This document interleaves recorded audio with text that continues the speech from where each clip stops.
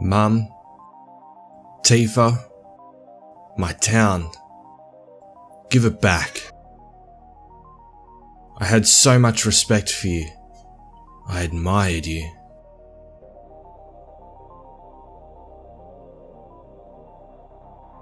Final Fantasy VII has a lot of mysteries about it, whether it be about its production, in-game lore, or even certain character traits. Some of these are explained in later installments, interviews, or fans with elaborate theories. Today, we follow the Chocobo tracks and discover a truth about how Cloud was able to attack Sephiroth in the Mount Nibel reactor. A question that doesn't seem to be asked very much is how a level 1 grunt by the name of Cloud Strife is able to mortally wound a level 50 first class soldier in Sephiroth. And the answer may surprise you. Most people will accept the fact that Cloud was able to sneak up on Sephiroth and just attacked him without warning.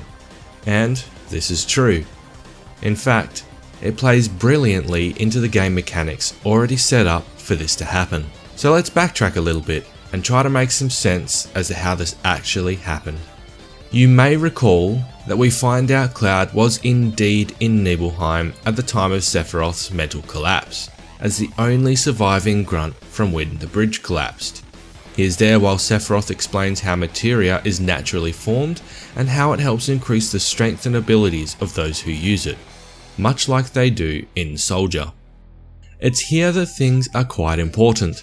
As we learned from just playing the game, you can equip materia to your weapons and armor, which will then enable you to use certain abilities in battle, alter your character's stats, or even alter how you engage enemies in battle. For those that are unaware, during the events of Cloud retelling the flashback of Nibelheim in Calm, you can actually look at the materias equipped to both Sephiroth and Cloud. Well, technically Zack. For those with a keen eye, you might notice that in the Buster Sword is a materia called pre-emptive. If you're unaware, this can allow you to enter a battle with enemies' backs facing you, allowing you to have the first turn, and physical attacks will do 2 times damage. With that information at hand, things may be clicking into place for you, but there's still more to come. We now know that there is a means for Cloud to sneak up on Sephiroth, attack him from behind, and cause twice the normal amount of damage to him. But if Cloud could do this, then why couldn't Zack? It's a good question, as in game we don't see the interaction between Zack and Sephiroth, only that Zack is defeated. It's through Crisis Core that we see Zack confronted Sephiroth before engaging in combat, which is enough to suggest his preemptive materia didn't work. So, Zack is defeated and Cloud takes his Buster Sword, now equipped with the preemptive materia, sneaks up on Sephiroth and mortally wounds him. Whether this was an intentional thing from the developers that wouldn't have any payoff until you witness the true events in Cloud's subconscious, 10 to 12 hours of gameplay after you potentially see that preemptive was equipped to the Buster Sword in the first place, we may never know. But it is a fantastic in-universe explanation of how these events were able to occur in the first place.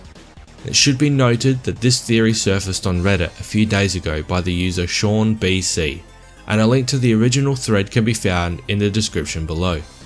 I hope someone from Square Enix finds this theory and decides to keep it in the remake with whatever in-game mechanics they use, if it wasn't an intentional Easter egg to begin with.